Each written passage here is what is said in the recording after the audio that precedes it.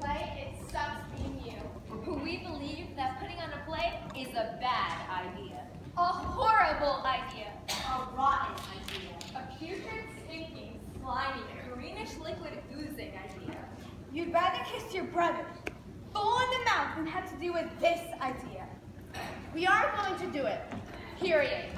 Don't ask. Don't plead. And worst of all, don't beg. It makes us sick.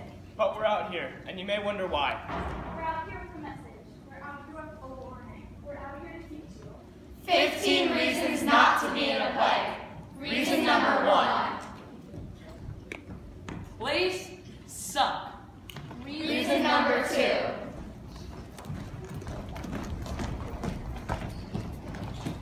When you were in 2nd grade, you had a teacher named Miss Griswold. She was older than God and smelled like stale coffee and gym socks. When she came in every morning, she said, Now, students, pay close attention. Focus, focus, focus is the key to success. she invented amazing methods of torture using construction paper and popsicle sticks. She turned perfectly normal questions into sadistic games of chance that you would always lose. Miss Griswold, can I go to the bathroom? I don't know. May you? What? May you go to the bathroom? That's what I'm asking, can I? I'm assuming that you can, but I don't yet know if you may. Miss Griswold, I didn't go. Then you can go. Thank you. But you may not go until I've given you permission. But you did. By that time, you'd either made a puddle on the floor or had run out in desperation. A crime for which you paid by writing, I will not run out of the room in desperation on the board 7 million times with her breathing on you until you got it done. Miss Griswold. You had Miss Griswold and she decided to put you into a play. You're only in 2nd grade, so informed computers. The play was about loving the earth, and you had your hands in paper mache for weeks trying to put together the costumes and the props. You're only in 2nd grade and still so very controversial. It was a play Miss Griswold wrote herself, and it had lines in it like, Don't hurry, I'll match up those scenes. The earth will feel our needs. No, Emily. Put more emphasis on the word need. I really want you to experience that word fully. I want you to taste it in your mouth. To understand, say need. Say it like you mean it. Say it like the most important thing in the world for you to do right now is say the word needs. Say it as if I'm going to take you home and throw you in my hot oven. Don't say it right. Needs. Much better. you were tiny for your age. Everything was so intimidating to you, especially Miss Griswold. Miss Griswold. She made you put on a tree costume. It itched like you had lice all over your body. When you tried to turn your head, you faced the inside of the tree and you couldn't see. Miss Griswold, I can't see. Remember now, Emily, how are you going to say needs? With feeling, with passion, I don't want to go into your oven. Miss Griswold, I can't. Quiet, we're about to go on. You were so tiny and comprehensible, and she shoved you in a tree which couldn't see from it. You could barely walk because the tree trunk was so small. You had to take tiny little steps just to keep your balance. Only 10 minutes into the play, Jess Gibbons, who was just a skunk, bumped into you. You fell.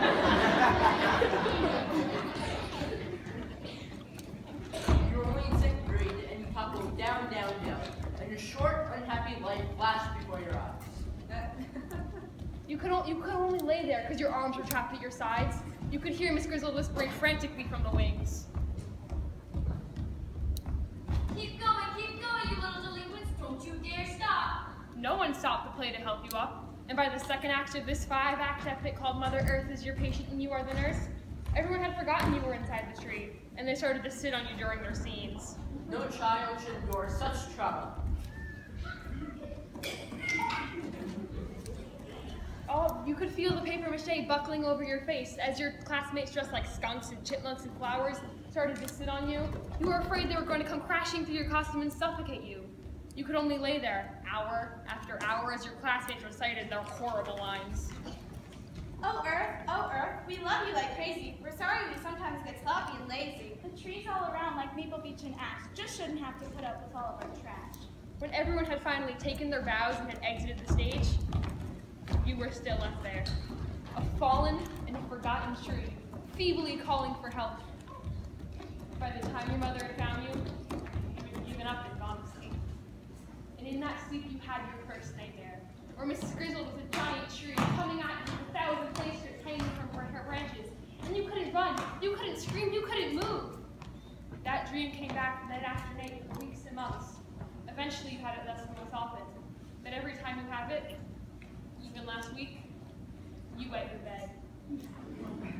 A classic case of PTSD. You poor, poor child. And so now, whenever you hear someone talk about a play, you smell paper mache and you hear Miss Grizzle's voice saying, Knees! and you walk away. Very, very quickly.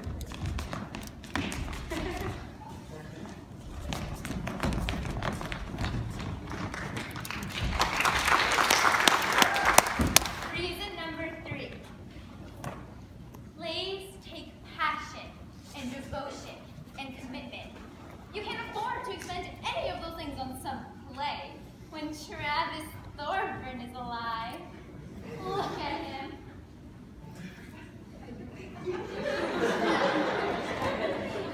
All passion, all devotion, all commitment must be directed at him and him alone.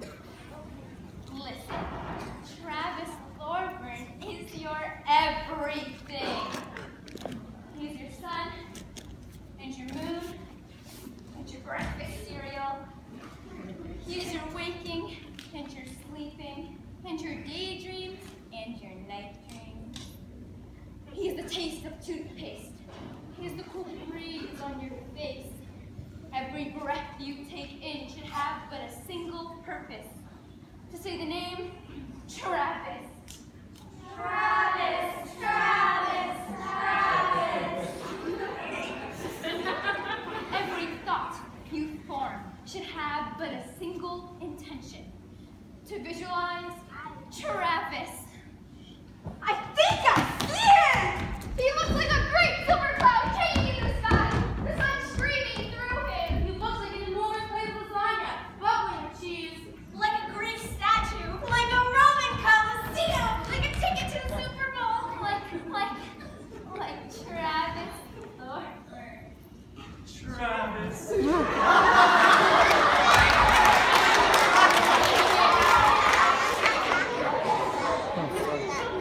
Do you know what some people do at the end of a play? They bring flowers to the performers. Here you go, sweetie. That is a crime, a sin, an act of utter blasphemy, because all flowers grown in this world are grown to be strewn at the feet of one person, and one person only. Travis Thorburn. With Travis Thorburn in the world, can you take time to think about a play, practice for a play, memorize for a play, be in a play? Heck no! How could you even consider it? Look at him. Behold the great Travis. What more can you do than try not to think when he walks into a room? And if he should ever say to you, Get lost. I have a girlfriend. what more can you do than feel your aching heart burst into a billion bloody pieces? What more can you do than just lay down and die?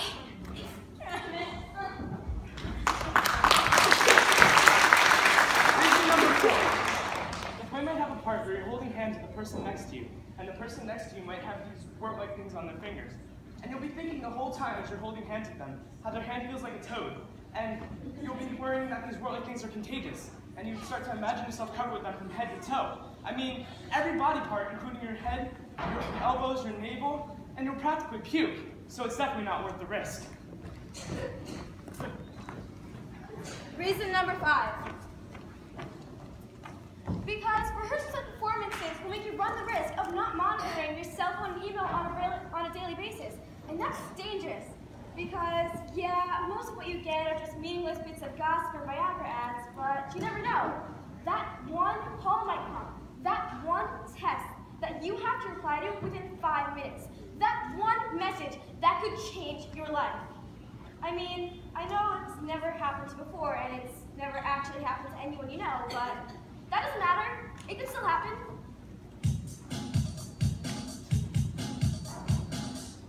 Hello?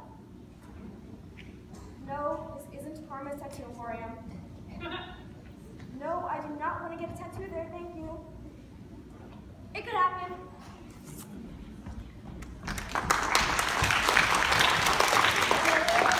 Reason number 6. Because meteorologists tell us that the beating of a butterfly's wings in South America can trigger a chain reaction that can cause a hurricane to develop halfway across the world.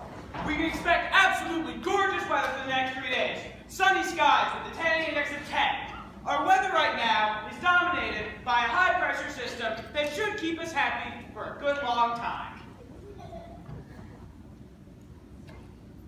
And by consulting with the old people sitting on the park benches, gumming tuna sandwiches. Say, you remember back in '54 we had that big hailstorm that took the roof off old McGibbon's place? That wasn't 54, you mean? That was 58. 54 was the year we had the huge ice storm that took down the tree next to the turpentine factory. Well, all I can tell you is we're gonna have some nice weather for the next couple of days. My bunions ain't aching. My scalp ain't itching and my arthritis ain't flaring up. And by consulting with your stepsister, who recently passed her 10th year of high school. No clouds. I guess I'll go outside today. With all these expert opinions on the weather, you can conclude that today will be a nice day. So, you were planning on taking an absolutely gorgeous trip down to the... Hang on a minute. This just in. A sudden change in the airflow has drastically changed the forthcoming weather. Hail, sleet, rain, snow are all about to hit us in the next 24 hours. Expect massive power outages. Normally, I would tell you all not to panic, but in a case like this, panic! These numbers can't be right. According to the algorithmic confabulation of the 10th power of the 39th parallel, Adding in the square root of pi in which the numerator subdissects the denominator. And putting the hard drive into overdrive, we can see that. we're gonna get clobbered. Oh boy, I'm aching. Mother McCree, my bunions are about to explode. Feel that vein in my forehead? Feel it pulsing. It hasn't pulsed like that since the winter of '02. Run for your lives, you old cutes. Head for the bingo hall and crawl underneath the tables if you know it's good for you. Getting cloudy. I guess I'll stay inside. Mother Nature's fury unleashed, Listen to that wind howl. Look at the size of that hail. We're never gonna survive this. causing massive power outages. Who Turn out the lights! Food shortages, weather-induced panic and pandemonium in the streets, all because Cleanup after the biggest storm of the century has barely begun. The governor estimates damages will be measured in billions of dollars, not to mention the untold lives disrupted. The nagging question, of course, is what triggered this massive storm? What disturbance in the air could have caused it? We have here an expert in the field, Reed Brown, who recently almost passed her 10th year of high school. Reed, to what do you attribute this disaster? Somebody put on a play?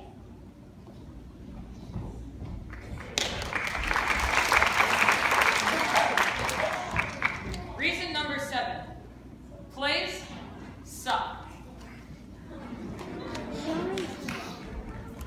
Reason number 8.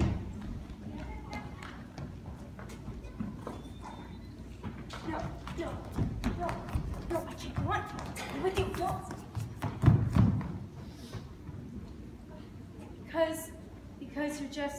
Because you're too shy. You can barely get 2 words out in front of an audience. Whenever you have oral presentations in class, you just take a 0. Somebody tries to force you, you start to cry. A play? Oh, no. You're painfully shy. You die from embarrassment. Staring out at all those lights, millions of people are judging you, watching you, judging what you're wearing, what you're saying, the way you're standing. You'd be mortified. It's a completely unreasonable request to ask you to be in a play. Because then have you stand against the wall like a symbol of firing squad to have you shot, right? You're shy, remember? Hands freezing, armpits dripping, knees knocking, head pounding, shy. Is that a problem? Is it? Or does this society require that no matter how traumatic it might be, you have to get up on stage and do whatever some script requires? If it says sing the ABCs like an opera star, you're just supposed to do it?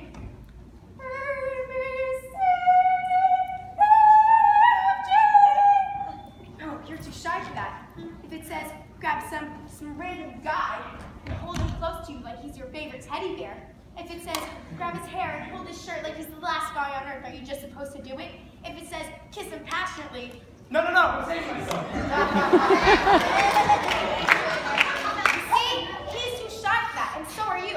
You can't get up on stage, and you can't sing opera, and you can't go to the guy, and you just can't possibly make a fool of yourself because you are just way too amazingly, incredibly, pitifully shy.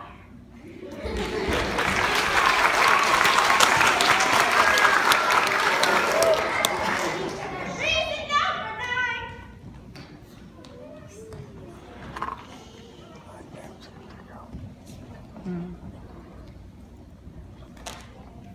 Because your mom wrote you a note that says, Mavis is allergic to plays. If she is in one, she will break out in hives. Her legs will swell 5 times her known size and she will begin to sneeze uncontrollably. Please excuse her. Reason number 10. Because you'll get all done for the play. You'll be in it and you'll think you did a good job. You'll be feeling okay about the whole thing, thinking, hey, that wasn't too bad. Then you'll go out with the cast to get some pizza and you'll hang around everyone for a little while. And you'll be talking to everyone about how it went. Everyone will pretty much agree that the whole thing was a kick. And then you'll go home. You'll walk through the door and have this conversation with your mother. Hi, Well, you're home. I'm home. You're a bit later than I thought you would be. The pizza took a long time. You had pizza? Yeah, I hope you didn't have any pepperoni. yeah. Yeah, what? Did you have the pepperoni? I don't remember. You did. I don't remember. If you're telling me you don't remember, that means you went ahead and had the pepperoni. That always gives you gas. Okay, I'll try not to get the gas. It doesn't matter if you try or not. You won't be able to help it in your sleep. Okay, I'll close the door. Yeah, like it'll just bottle up all night, and when I open the door in the morning, I'll be killed. It's not that bad.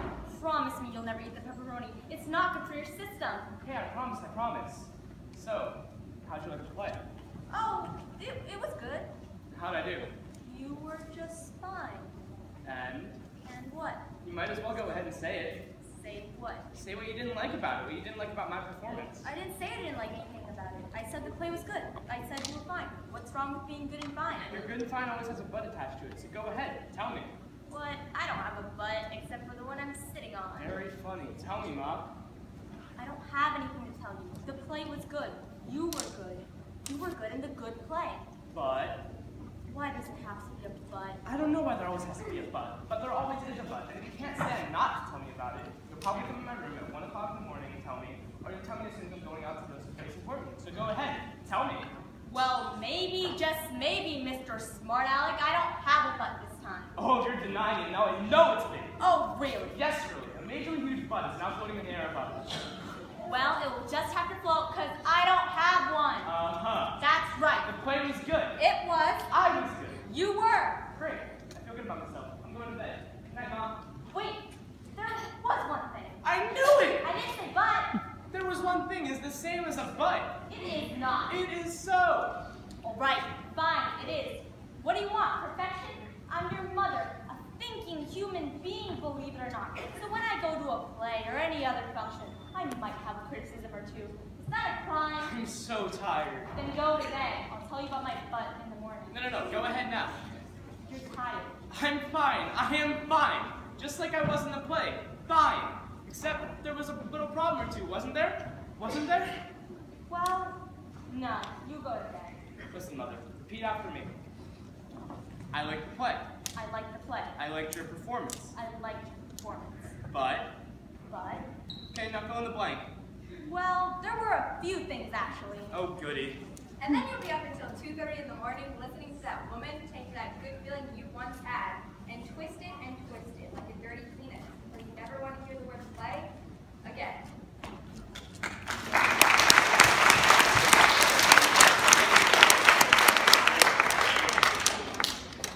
Reason number 11. Plays suck. Jake, that was reason number 1 and 7. Can't you tell us anything more? Yeah, plays suck.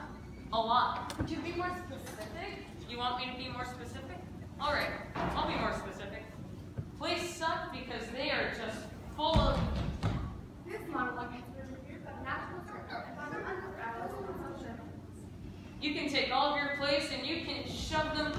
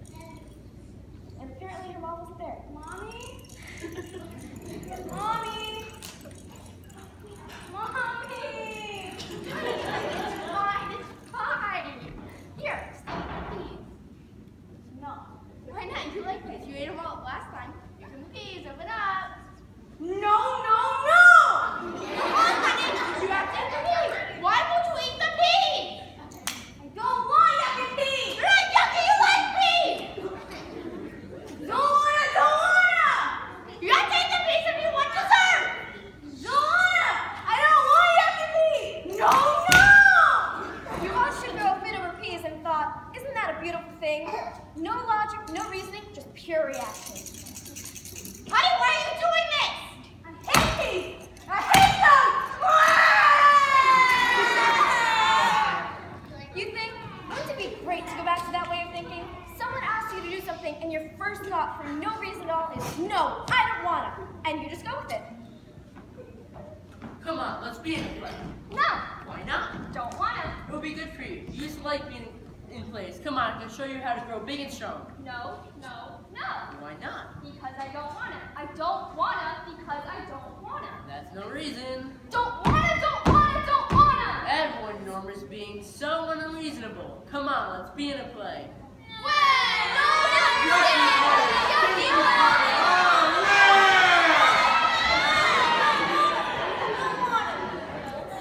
Wasn't that beautiful?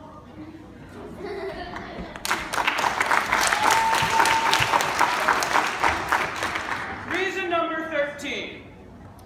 Sometimes, when you're in a play, you, a guy, will have to put on lipstick and blush. And it never matches your natural skin tone.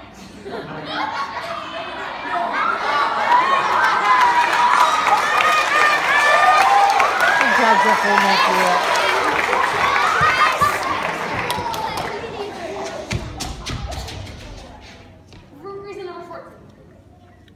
Though you cannot prove it, you suspect that you are the most important person in the world. Though you don't know why, you suspect that you are surrounded by spies and assassins whose only mission in life is to eliminate you.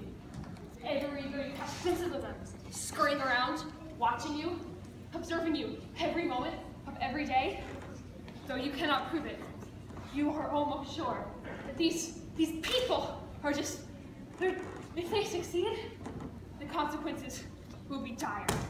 Not only will your family suffer, but so will your community, your state, your nation. Your elimination will create a massive domino effect that will lead to the demise of the entire world economy. Beg for scraps of food the world over if you are not absolutely and completely careful. Though you cannot prove it, you suspect that these insidious watchers are just waiting for you to be in a play. They're holding their breaths, fingers poised on triggers, eyes trained on sights, waiting for the one moment of the climax of the play when you will forget that you are the world's most important person, and then, poof! In an instant, it will be over. The devastation will begin. Though you cannot prove it, you are almost certain that this will happen if you make the fatal mistake of being in a play.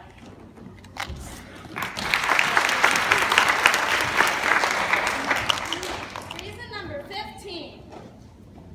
Go, go. I don't have number 15. She has it. I do not.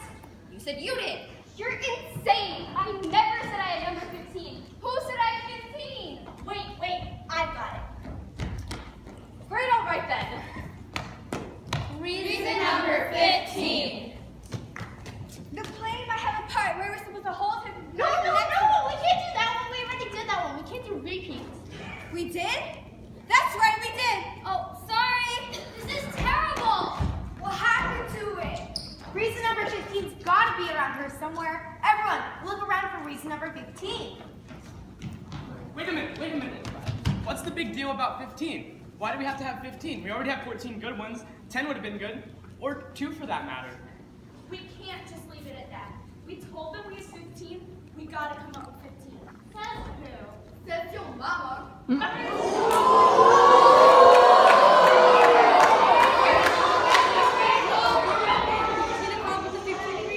She's right, we promised it, and we should deliver. Now, who saw it last? Plays suck. Why not? We did it before, and plays still suck. It was cheating before, it's worse cheating now. Whatever. Okay, look, we've obviously lost it, but come on, think. Reason number 15, why not to be in a play? Because... The piranhas! What about the piranhas? They have teeth! Lots of them! And the piranhas, they're tiny little fishies! And the piranhas will go on. They will 15. Because of the wonderful things he does. We're off to see the wizard. Sorry, I love that movie. Can we please concentrate? Because being in a play is too ordinary? That sounds like reason number 15 to me. Go on. I mean, practically everybody does it at one time or another. I hear you. Whether it's in kindergarten or second grade or high school or whatever it is, somebody gets you to try it, right? That's right. We've been through it all. So if everybody else is doing it, why should you? Oh yeah. Now you're cooking, you're an individual. Preach it.